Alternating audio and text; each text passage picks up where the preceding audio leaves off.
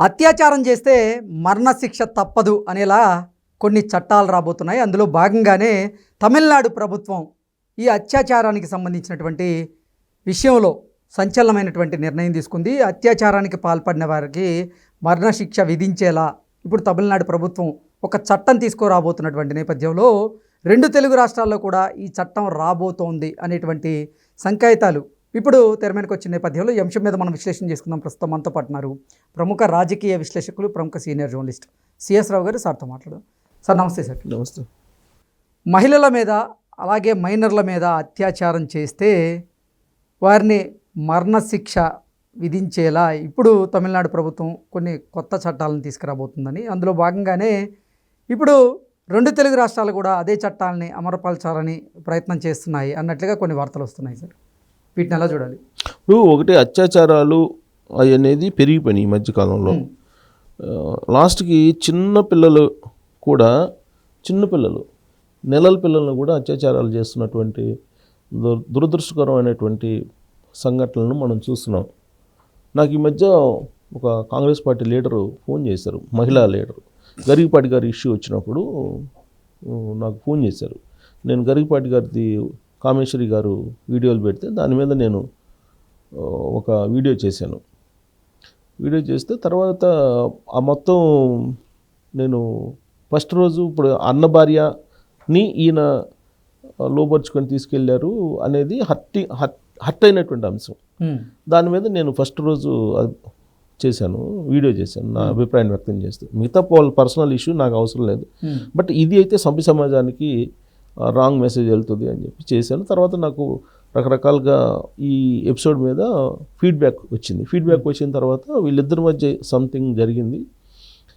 కాబట్టి గరికపాటి గారు ఆయన పరిధిలో దాదాపు 30 సంవత్సరాల పాటు కాముగా ఉన్నటువంటి ఇప్పుడు వచ్చింది.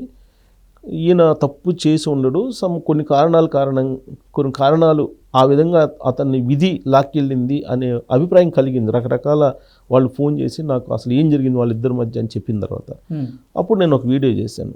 గరికపాటి గారు విధి ఆయనతోటి ఆడుకుంది, బట్ ఆయన విద్వాంసుడు, మహా సహస్రావధాని. అలాంటి ఆయన్ని ఇలాంటి ఇష్యూ వెంటాడింది.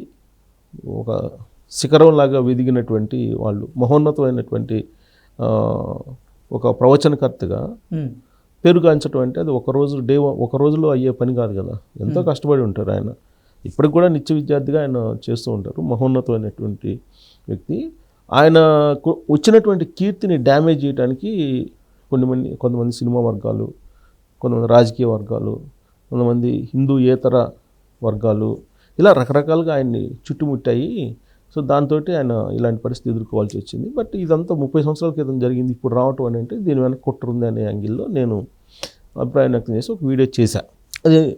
అయితే ఇది ఎందుకు చెప్తున్నానంటే, ఇప్పుడు ఈ ఫన్ బకెట్ అని ఒకటి వచ్చింది. ఫన్ బకెట్ విజయ, అతని పేరు ఏదో భార్గవ్, ఫన్ బకెట్ భార్గవ్, అతనిది కూడా కేసు ఒకటి ఉంది, సేమ్ లైంగిక వేధింపులు. ఇప్పుడు కామేశ్వరి గారు కూడా నన్ను లోపరుచుకొని గృహహింసకు పాల్పడ్డాడు, గరికపాటి అనేది కదా ఆవిడ ఆరోపణ.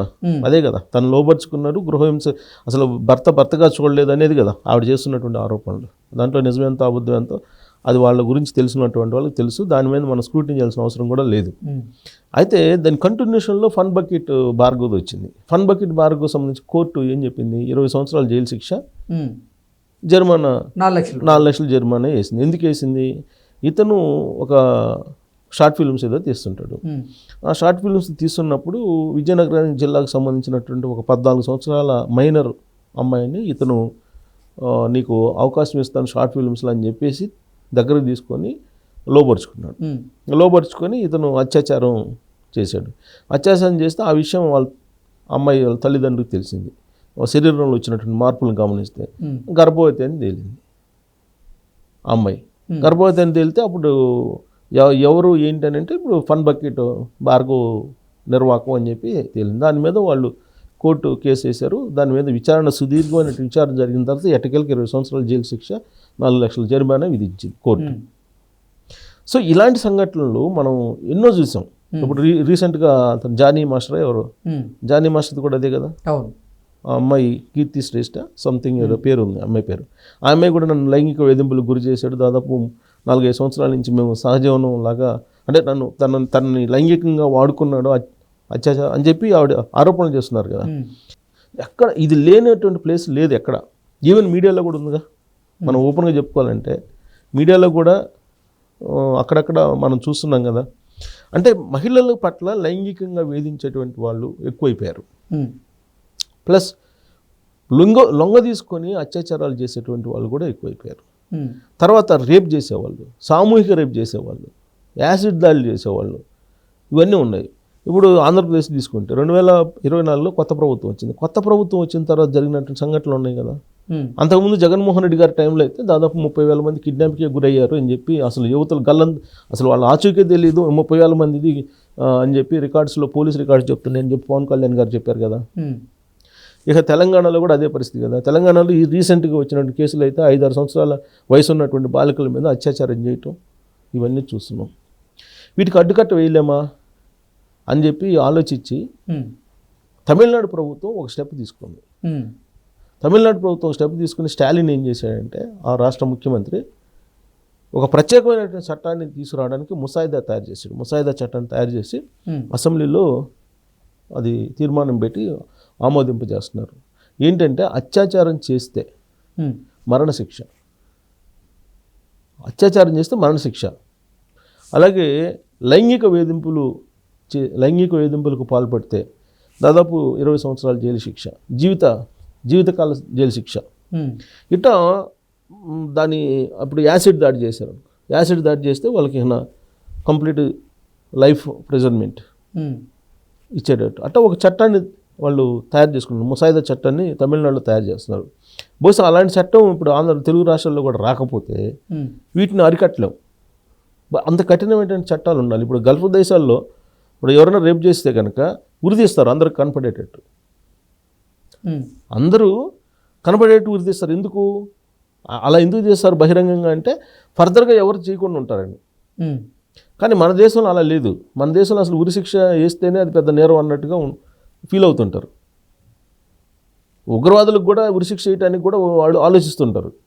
మన దేశంలో ఉండే చట్టాలు అలా ఉన్నాయి. కానీ సమాజంలో మారినటువంటి పరిస్థితులు దానికి అనుగుణంగా అయితే చట్టాలు తయారు చేయాలిగా, శిక్షలు వేయాలిగా. అది స్టాలిన్ స్టార్ట్ చేశారు.